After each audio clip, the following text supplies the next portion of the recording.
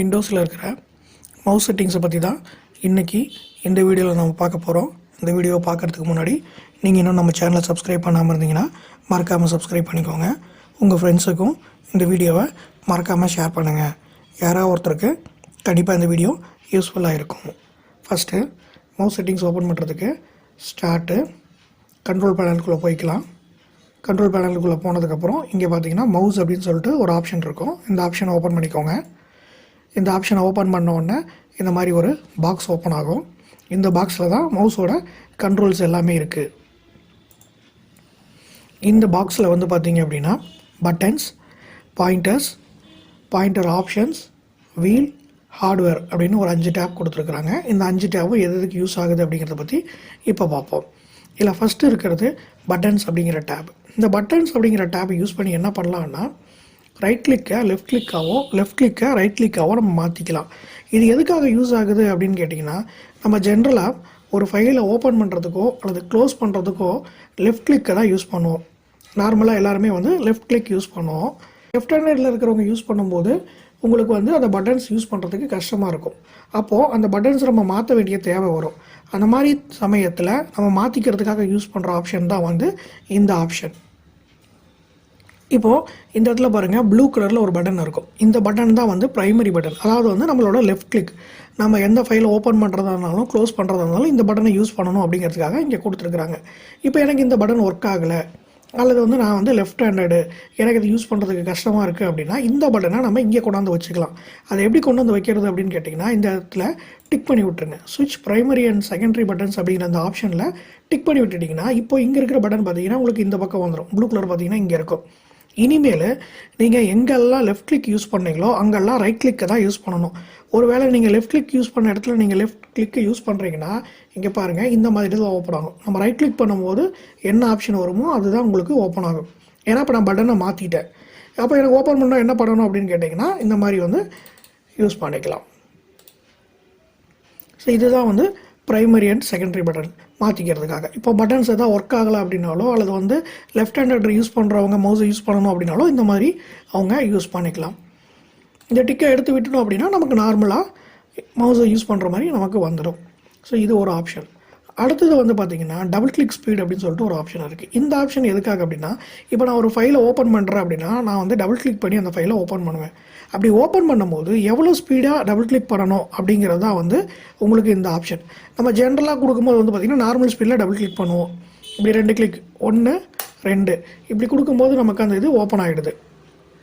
இதுவே எனக்கு ஃபாஸ்ட்டாக கிளிக் பண்ணால் தான் எனக்கு ஓப்பன் ஆகணும் அப்படின்னா நீங்கள் இதை இப்படி நகர்த்தி வச்சுட்டு அப்ளை கொடுத்துருங்க. இப்போ பாருங்கள், நான் ஃபாஸ்ட்டாக கொடுத்தா தான் எனக்கு அது ஓப்பன் ஆகும், இல்லைன்னா எனக்கு ஓப்பன் ஆகாது.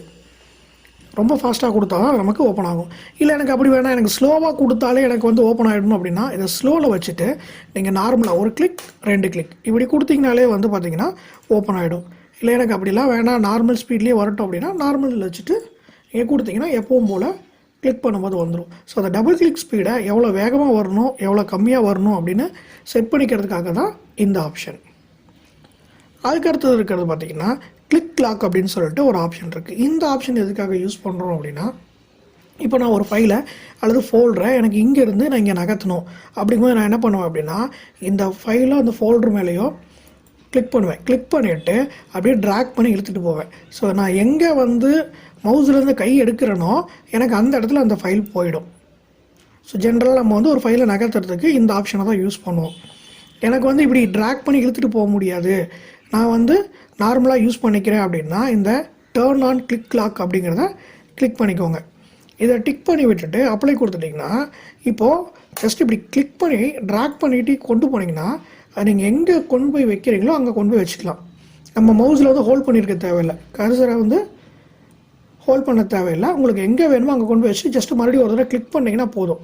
இப்போ எனக்கு இந்த ஃபைல் வேணும்னா ஜஸ்ட் இது ஒரு கிளிக் பண்ணிவிட்டு இப்படி லைட்டாக ட்ராக் பண்ணி இழுத்து விட்டுட்டிங்கன்னா அது லாக் ஆகிடும். ஸோ உங்களுக்கு எங்கே வேணுமோ அங்கே கொண்டு போய்ட்டு மறுபடியும் ஒரு கிளிக் பண்ணிங்கன்னா அந்த இடத்துக்கு வந்து அந்த ஃபைல் வந்துடும். ஸோ இதுதான் டர்ன் ஆன் கிளிக் லாக் அப்படிங்கிறது. இதுக்கு உண்டான செட்டிங்ஸ் வந்து பார்த்திங்கன்னா இங்கே இருக்கும். ஸோ எவ்வளோ இதாக இருக்கணும் அப்படிங்கிறது இந்த பார்த்துக்கலாம். அதுக்கடுத்தது வந்து பார்த்திங்க அப்படின்னா பாயிண்டர்ஸ் அப்படிங்கிறது என்னன்னா இந்த கர்சர் தான். இந்த கர்சர் வந்து நமக்கு எப்படி இருக்கணும் அப்படிங்கிறத வந்து இந்த பாயிண்டர்ஸ். ஸோ நார்மல் செலக்ட் அப்படிங்கிறது நமக்கு இந்த கர்சர் இருக்கணும், நார்மலாக வச்சுருக்கிற கர்சர் தான் இருக்குது. இங்கே பார்த்தீங்கன்னா இங்கே தெரியும். இந்த கர்சர் உங்களுக்கு நார்மல் கர்சர் இப்படி இருக்கணுமா இல்லை வேறு மாதிரி வேணுமா அப்படிங்கிறது எல்லாமே நம்ம போய் மாற்றிக்கலாம்.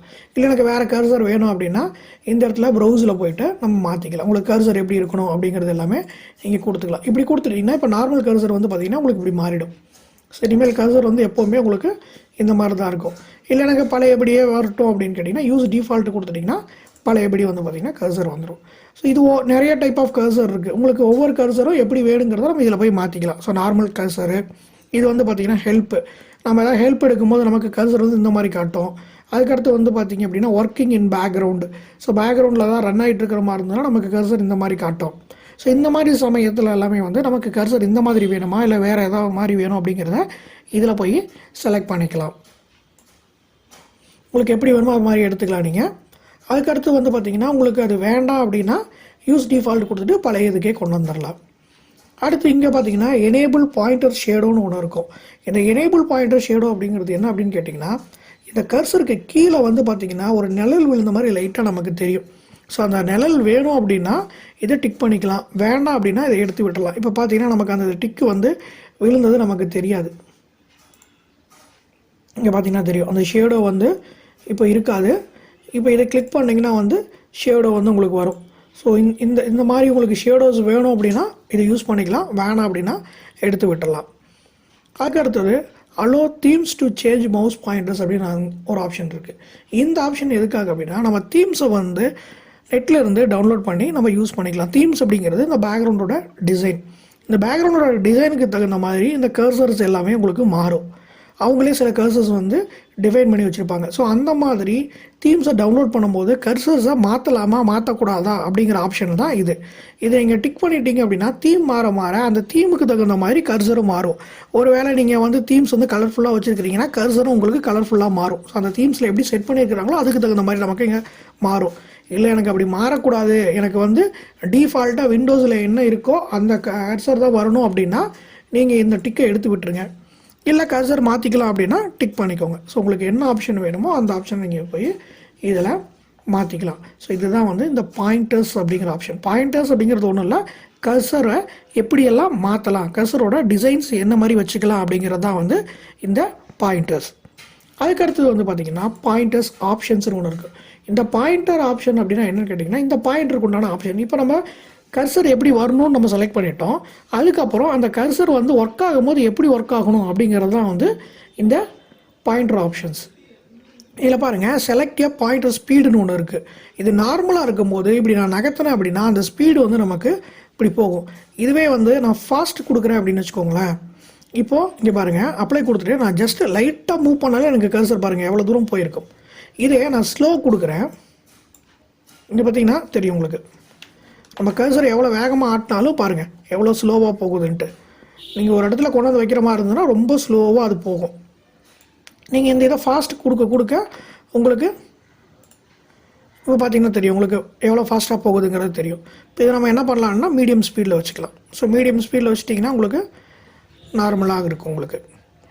அதுக்கடுத்து வந்து பார்த்திங்கன்னா ஸ்னாப் டூ அப்படிங்கிற ஒரு ஆப்ஷன். ஸ்னாப் டூ அப்படிங்கிற ஆப்ஷன் எதுக்காக யூஸ் பண்ணுறோம் அப்படின்னா automatically move pointer to the default button in A dialog box. இப்போது நான் இந்த இடத்துல கொண்டு போய் கர்சர் வைக்கிறேன் அப்படின்னா எனக்கு இதை டிக் பண்ணி விட்ட உடனே இப்போ நான் கர்சரை கொண்டு போய் வச்சேன்னா அது டிஃபால்ட்டாக என்ன பட்டன் இருக்கோ அந்த பட்டனுக்கு கர்சர் போயிடும். இப்போ ஒரு டயலாக் பாக்ஸ் இருக்குது, அந்த டயலாக் பாக்ஸில் ஏதாவது ஒரு பட்டன் கிட்ட கொண்டு போகணும் அப்படின்னா அந்த பட்டன் கிட்ட கொண்டு போனீங்கனாலே உங்களுக்கு வந்து மவுஸ் வந்து பக்கத்தில் அது போயிடும். ஸோ அதுதான் வந்து பார்த்திங்க அப்படின்னா இந்த ஸ்னாப் டூ அப்படிங்கிற ஆப்ஷன். அதுக்கு அடுத்தது விசிபிலிட்டின்னு என்னென்னா இப்போ நான் மவுஸ் அப்படி ஆட்டும் போது நமக்கு அதில் மவுஸ் எப்படி மூவ் ஆகுது அப்படிங்கிறது நமக்கு தெரியாது. ஸோ ஸ்டார்டிங் பாயிண்ட் தெரியும், எண்டிங் பாயிண்ட் தெரியும். இடையில எனக்கு எப்படி மூவ் ஆகுது அப்படின்னு நான் பார்க்கணும் அப்படின்னா இந்த விசிபிலிட்டியை கிளிக் பண்ணி விட்ருங்க. கிளிக் பண்ணி விட்டுட்டு இப்போ நகர்த்துனீங்கன்னா தெரியும். இப்போ பார்த்தீங்கன்னா அந்த மவுஸ் எப்படி போகுது அப்படிங்கிற இந்த ஆப்ஷன்ஸ் நம்ம வந்து யூஸ் பண்ணிக்கலாம். இப்படி வச்சுக்கலாம். இல்லை எனக்கு இது வேண்டாம் அப்படின்னா இந்த டிக்கை எடுத்து விட்டுருங்க. ஸோ இது எவ்வளோ ஸ்பீடாக வரணும் ஸ்லோவாக வரணும் அப்படிங்கிறது வந்து நம்ம இங்கே பார்த்துக்கலாம். ஸோ இங்கே பார்த்திங்கன்னா அது கிட்ட வரும். ஸ்லோங்கும் போது அது கிட்ட வரும், லாங் அப்படிங்கும்போது ஸோ அது இப்படி தூரமாக வரும். இந்த மாதிரி உங்களுக்கு எந்த ஆப்ஷன் வேணுமோ அந்த ஆப்ஷனை நீங்கள் இதிலேருந்து எடுத்துக்கலாம்.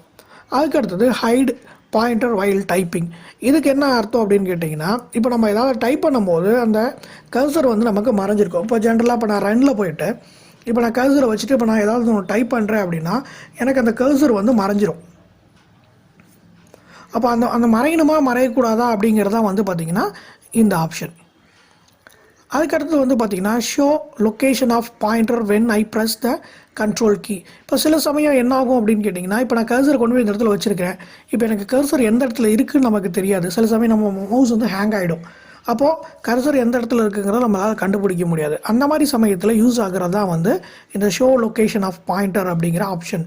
இதை கிளிக் பண்ணி விட்டுட்டு நீங்கள் கண்ட்ரோலை ப்ரெஸ் பண்ணிங்க அப்படின்னா கர்சர் எந்த இடத்துல இருக்கோ அந்த இடத்துல பார்த்தீங்கன்னா ஒரு ரவுண்ட் சிம்பிள் மாதிரி உங்களுக்கு வரணும். இப்போ நான் இங்கே வச்சுருக்கேன் அப்படின்னா இப்போ நான் அந்த இடத்துல கண்ட்ரோலை ப்ரெஸ் பண்ணுறேன் அப்படிங்கும்போது எனக்கு அந்த இடத்துல தெரியும். இப்போ கர்சர் எனக்கு இந்த இடத்துல இருக்குது அப்படிங்கிறத நம்ம தெரிஞ்சுக்கலாம். ஸோ இது வேணும்னா வச்சுக்கோங்க, வேணாம்னா இது விட்டுறலாம்.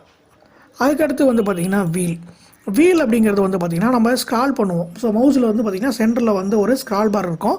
ஸோ அந்த ஸ்க்ரால் பார் வந்து ஸ்க்ரால் பண்ணும்போது எத்தனை லைன்ஸ் வந்து நமக்கு மூவ் ஆகணும் அப்படிங்கிறதான் வந்து பார்த்திங்கன்னா இது டிஃபால்ட்டாக வந்து பார்த்திங்கன்னா 3ல் இருக்கும். இப்போ ஒரு வேளை உங்களுக்கு வந்து ஒரு 4 லைன் 5 லைன் இந்த மாதிரி வந்து அதிகமாக மூவ் ஆகணும் அப்படின்னா நம்ம இந்த இடத்துல போய் மாற்றிக்கலாம். எனக்கு வந்து ஒரு 5 லைன் மூவ் ஆகணும், 6 லைன் மூவ் ஆகணும் அப்படின்னா நம்ம இந்த இடத்துல போய்ட்டு மாற்றிக்கலாம்.